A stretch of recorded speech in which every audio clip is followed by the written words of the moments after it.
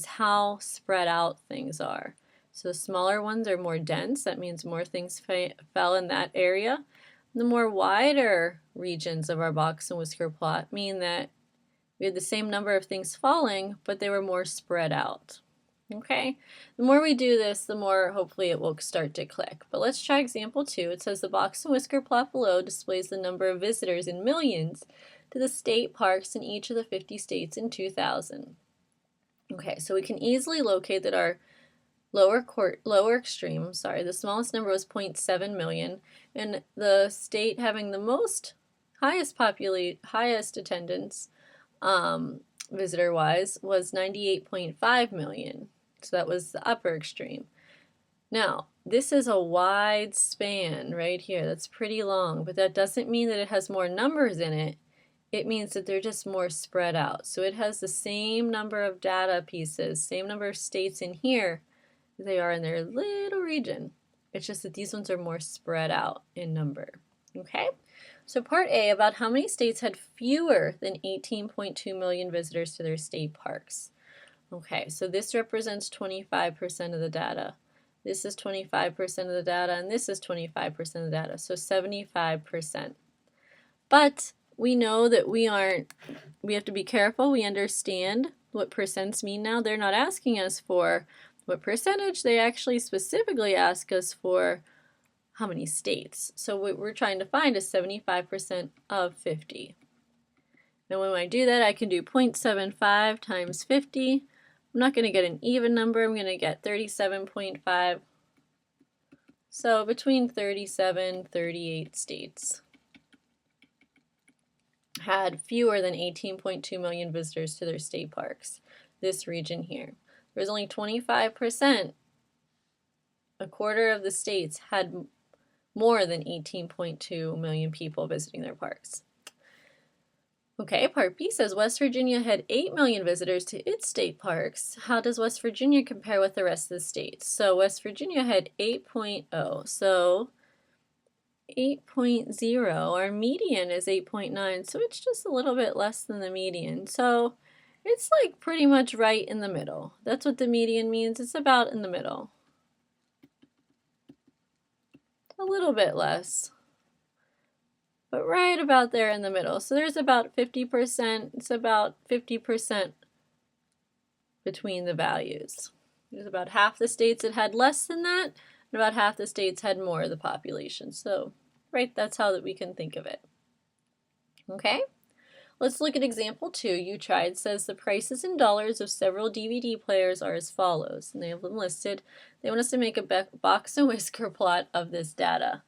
Okay, so just to review what we did on the other page, first step is to put the numbers in order, then identify our 5 pieces. So I'm going to look through here. It looks like my smallest is 30. Cross it out. I see I have another 30. Cross that one out. And then I have a 35 and a 49. After my 49, there's a 55, and then a 60, 65. We're getting close to the end. 72, 80, 90, 100, 108, and 120. Okay, so let's just make sure that we have them. There's 1, 2, 3, 4, 5, 6, 7, 8, 9, 10, 11, 12, 13. 1, 2, 3, 4, 5, 6, 7, 8, 9, 10, 11, 12, 13. Okay, so we have all of them. Now we have to identify our 5 components and we're ready to plot. So we have our median, lower extreme, lower quartile, and upper quartile. The easiest ones to identify are the lower and upper extremes, so the smallest and largest. So we have 30 as our lower extreme, our upper extreme is 120. Then we're going to find our median. So 1, 2, 3, 4, 5, 6. 1, 2, 3, 4, 5, 6 brings me to my median because I knew there were 13, which is 65. My lower quartile then is halfway between these here, so it's going to be between 35 and 49. So I can add those up and divide by 2. 35 plus 49. And I get 42. And I also could have just found the difference and added it. So my lower quartile is 42. And then I'm going to do that same thing with my upper quartile, which is going to just give me 95. Now I want to plot it on a number line. My values range from 30 up to 120. So I'm going to count by tens. So I'll draw on a number line. I'm just going to sketch it out like this. We're going to go 10, 20, 30, 40, all the way up.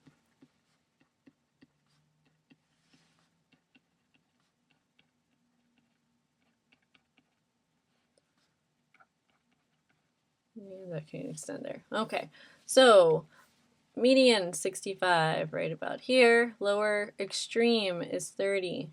Upper extreme is 120. Lower quartile is 42. Upper quartile is 95. We put a box through our middle pieces. Connect them all. Then extend our whiskers and we are done. Okay, you could label this DVD prices. There isn't much room here, so that's why it's off to the side. All right, the question says, is the $72 DVD player more expensive than 50% of the CD players? That should say DVD players. All right, $72 would be right about here. Is that more expensive than 50%? Yep, because each of these is 25. So smiley face, 25, 25, that's 50 right there. So it's beyond that, so yes. All right, let's take a look at the very last page. It's going to talk about interquartile range, and we're just about done. Range, I know you guys have studied mean, median, and mode. Range is the distance from the smallest to the largest. So when we're doing interquartile range is going to be the distance between the interquartiles. So from 36.5 to 66.5. From 45 to 61. So the interquartile range here is going to be 30, because I'm going to subtract 66.5 minus 36.5. I get 30. The interquartile range here is 61 minus 45, which gives me 16. So there's 16 different values there. Okay. So moving on down.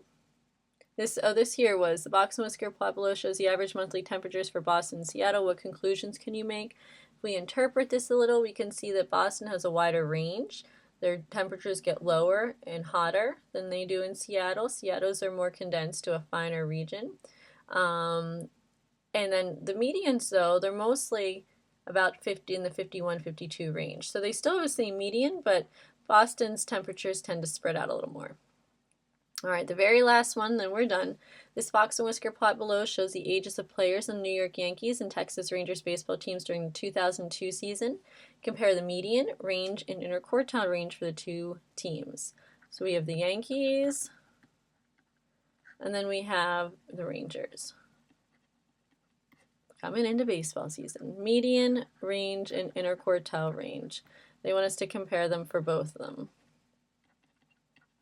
Okay, the median for the Yankees is this first number right in the middle here, 31. Median for the Rangers is 27. So right off the bat, Rangers seems to have a younger team. The range for the Yankees is going to be 40 minus 24, which is 16.